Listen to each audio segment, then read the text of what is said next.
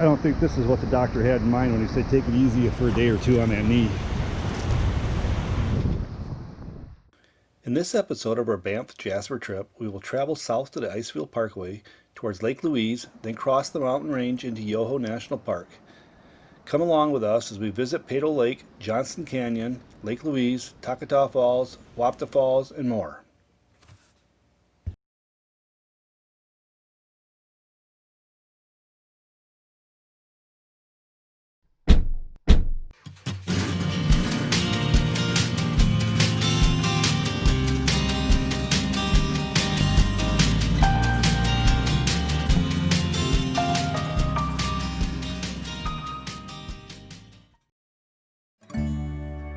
The drive down the Icefield Parkway is so beautiful with the towering mountains and white glaciers.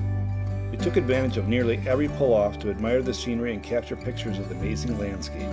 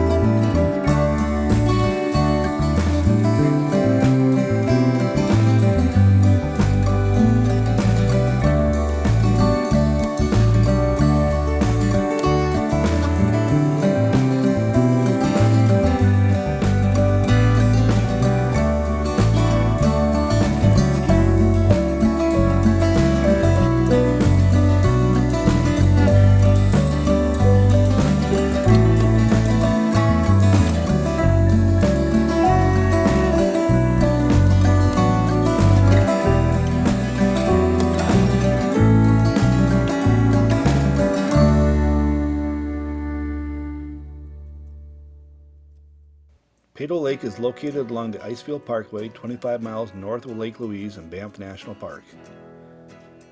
This is another beautiful blue-green lake which is fed from the Peyto Glacier, which is part of the Wapta Icefield. This is a very popular lake and the parking lot and trails are usually quite busy. Most visitors take the trail to the lowest viewing platforms and wait turns to capture a picture. However, if you take the trail to the left of the viewing area, that goes through the woods. You come out to a higher viewing area that is more open and makes for even better pictures. The Icefield Parkway has 6 wildlife overpasses and 38 underpasses to protect both drivers and wildlife. A study showed that 11 species of large mammals were recorded using the crossings more than 150,000 times in a 16-year span. This includes grizzly and black bears, wolves, coyote, cougars, moose, elk, deer, bighorn sheep, wolverine, and lynx.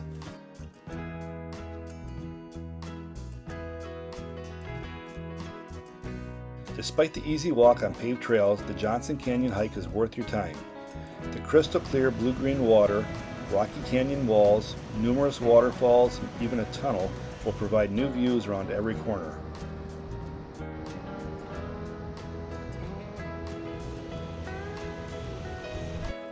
Going through the tunnel to get an up-close view of the thundering lower falls was cool, but maybe not worth waiting more than an hour for the experience.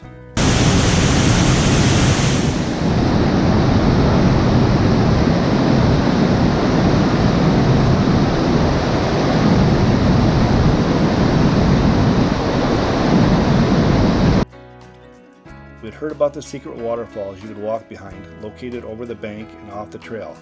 Unfortunately, from August through mid-November, it is roped off for the breeding season of the black swifts.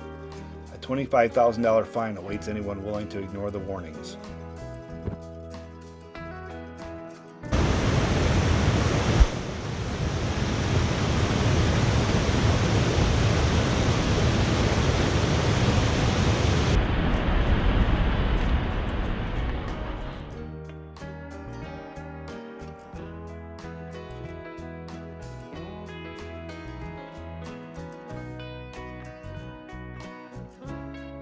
Our camping for the next few days was in the Lake Louise campground.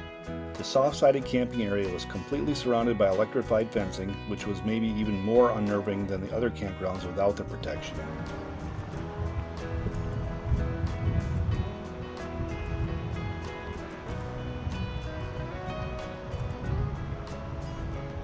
Will you push the gate open? No.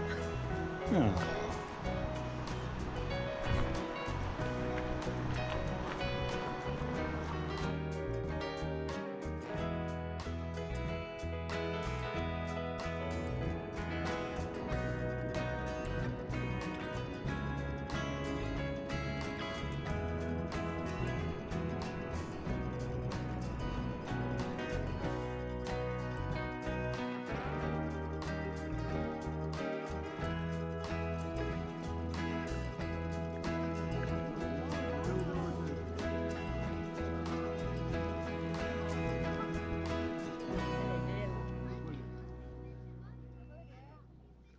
Smoke continued to be strong from the Washington and Kootenai wildfires. The watercolor of Lake Louise was still beautiful, but you couldn't see all the mountains at the far end of the lake. The huge Fairmont Chateau at Lake Louise is impressive, although a little higher price point than we travel.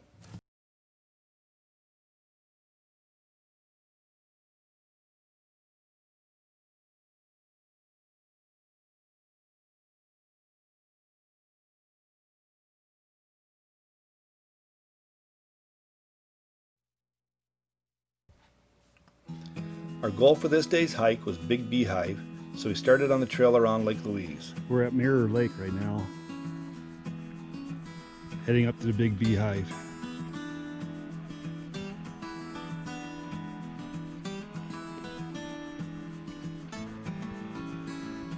That's the Big Beehive.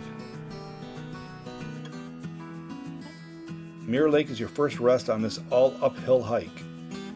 You can take horses up the trail as an alternative.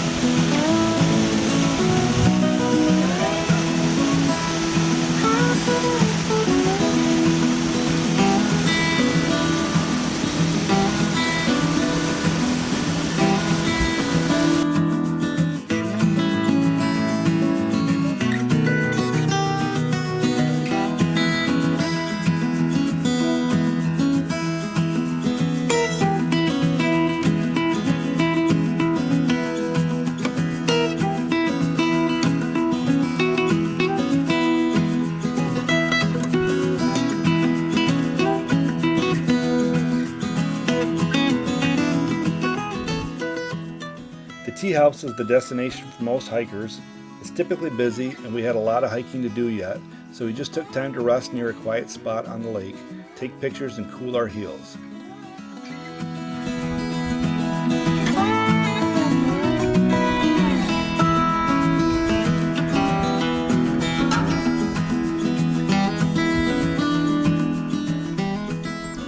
The tea house is situated at the edge of Lake Agnes. This clear lake reflects the mountains that surround it in an amphitheater style.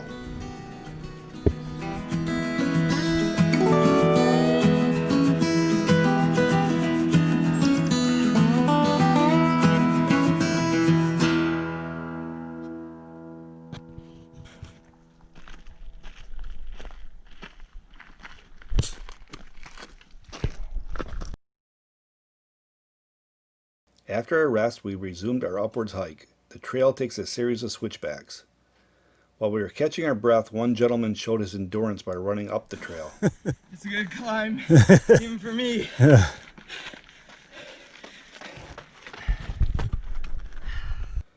Finally at the top, the views were amazing. We rested on the rocks overlooking Lake Louise and the chateau.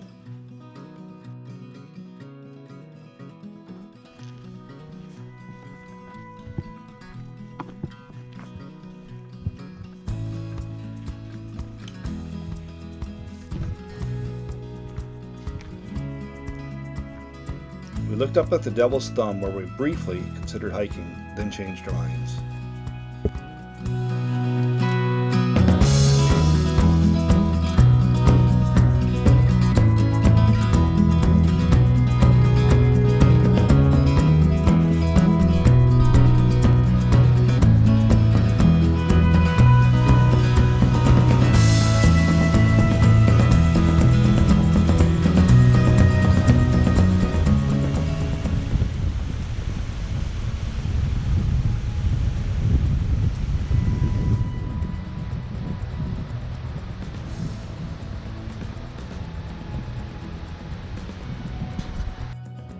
Our first trip into the town of Banff was to visit the local chiropractor. Thank you to Dr. David Fullerton, who made time for us and adjusted my kneecap so I could continue hiking. He suggested I rest it for a day to make sure that the adjustment held and give the knee time to recover. Next we headed to Yoho National Park, which is in British Columbia, across the mountains from Banff. Along the way we saw a pull-off for the spiral tunnel. This was an interesting sight that explained the first efforts to cut a railway through the mountains. Because of the steep incline, a normal rail line was not feasible. Spiral tunnels were the answer. Where the old lines plunge straight down the flanks of Cathedral Mountain, the new one makes a gentle zigzag across the entire valley. A tunnel in Cathedral Mountain and another in Mount Ogden allow trains to make turns in giant spiraling loops, thus slowing their descent. The tunnel on Mount Ogden is 1 kilometer long. If the train is a long one, you may see the engine emerge from one tunnel before the caboose has disappeared into the other.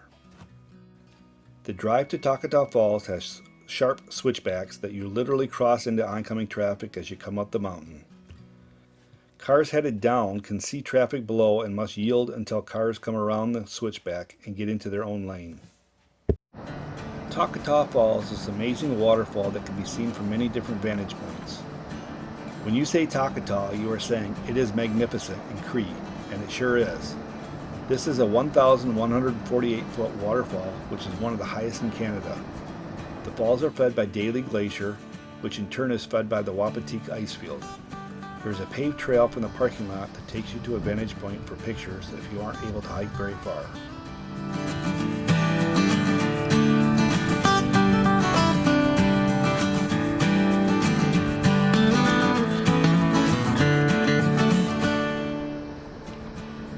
Those that want to get a closer view can follow the trail towards the waterfall and onto the rocks.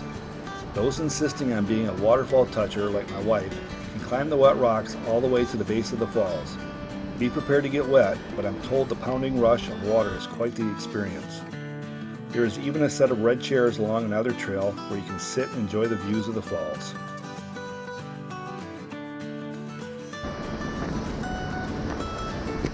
I don't think this is what the doctor had in mind when he said take it easy for a day or two on that knee.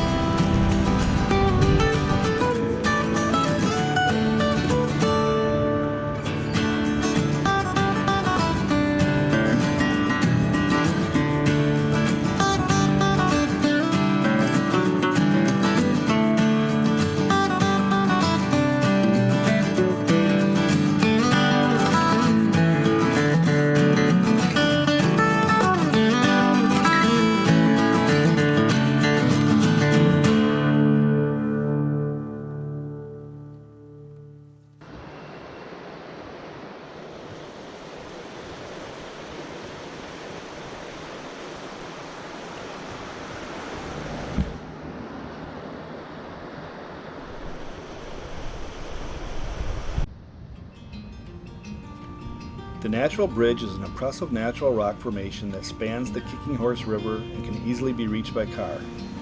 The bridge is sculpted by the eroding force of the waterfall, and it is a reminder of how much influence water has in shaping the landscape. The bridge is made of a hard limestone, while the softer rock underneath was eroded by the rushing water. While technically you could walk over the bridge from one side to the next, I wouldn't recommend it, as one misstep you would find you'd plunge into the frigid rushing water and quickly wash downstream.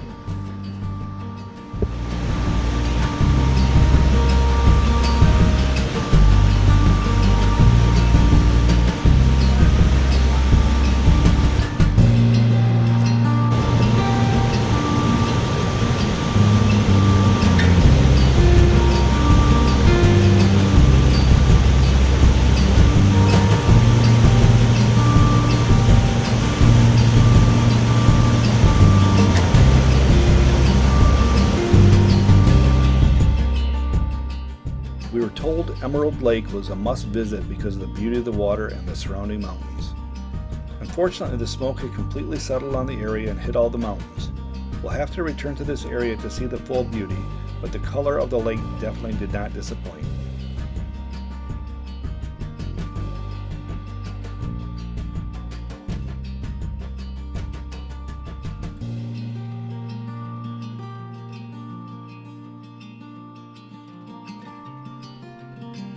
Wapta Falls is a 1.5 mile hike back through the woods on an easy trail.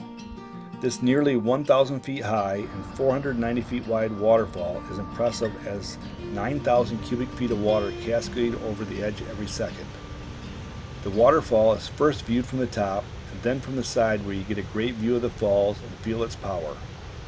Those wanting to get even closer can continue down the final steep descent to the river, then climb the gravel mound to see the falls up close. You'll likely get soaking wet. You also may glimpse the rainbow that is typically present in the mist. Visitors returning from the lower viewpoint and seeing me hobble on my sore knee advised that the view was best right where we were.